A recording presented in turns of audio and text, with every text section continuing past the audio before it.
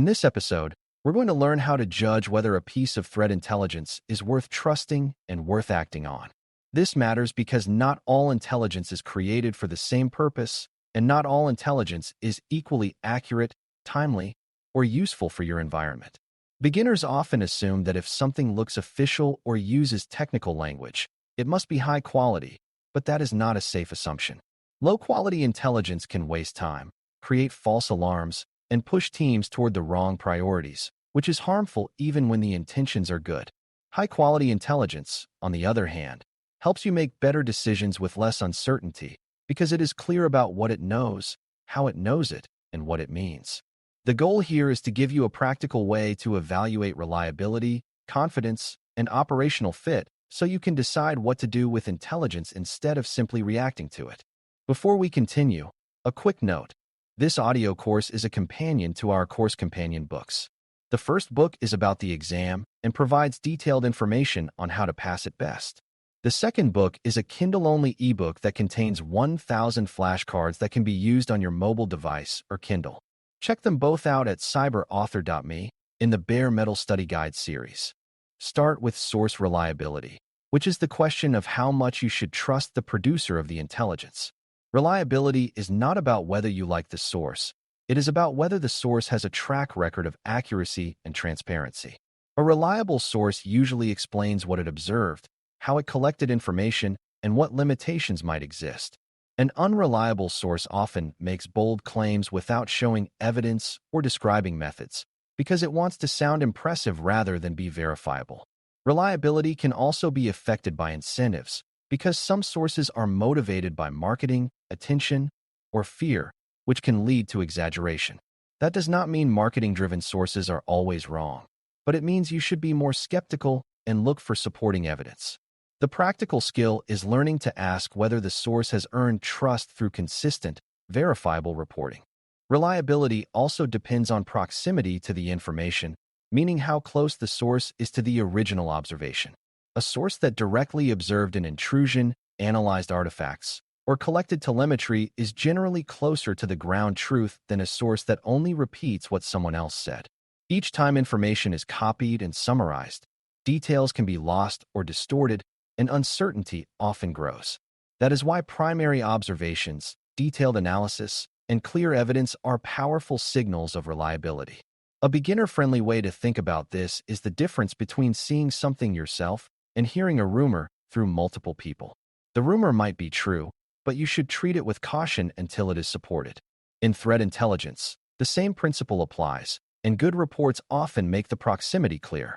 Now let's talk about confidence, which is about how certain the intelligence is and how much risk exists that it could be wrong.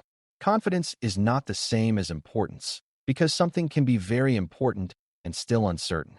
A strong intelligence report will separate facts from interpretations, meaning it will tell you what was observed and then explain what the analysts believe it means. When a report mixes observation and interpretation as if they are the same, it becomes harder to judge, and confidence should be lower. Confidence can also vary by claim, meaning a report might be very confident about one part, like a confirmed technique, but less confident about another part, like who the attacker is.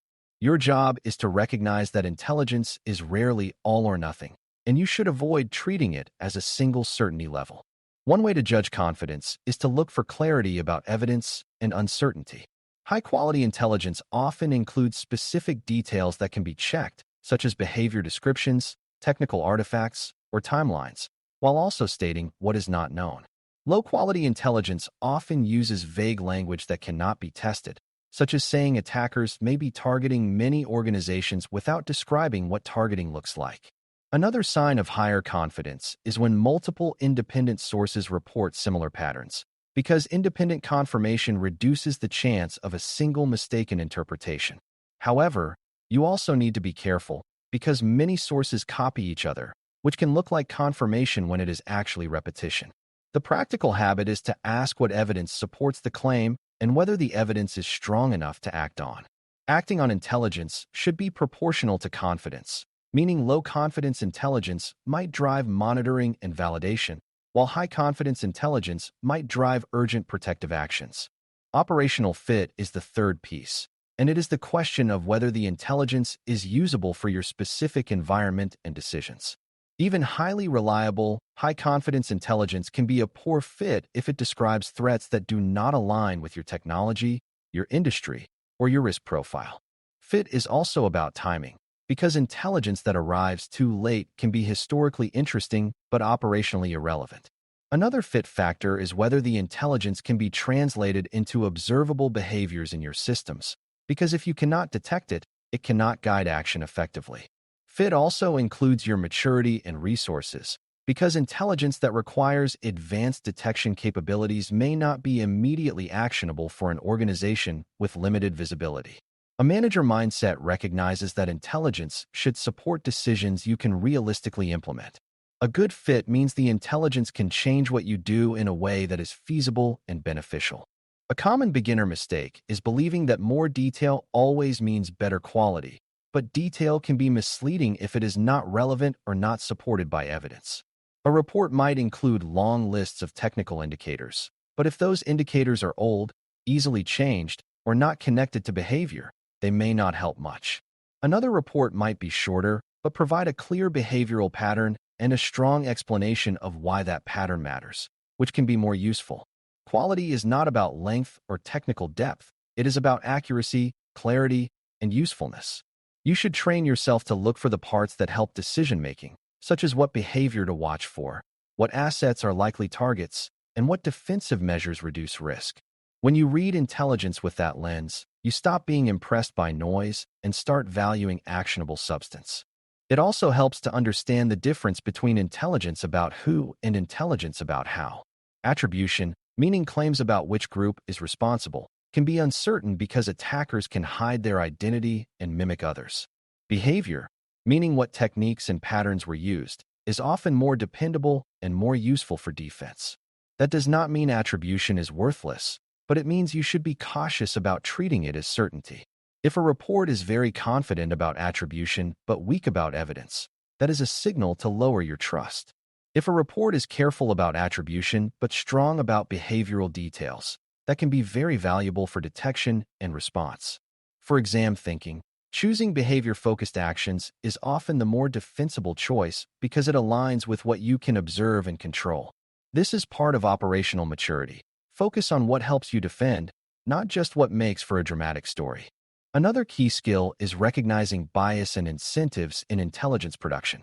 Some sources are incentivized to highlight worst-case outcomes to drive attention, while others may downplay uncertainty to appear authoritative.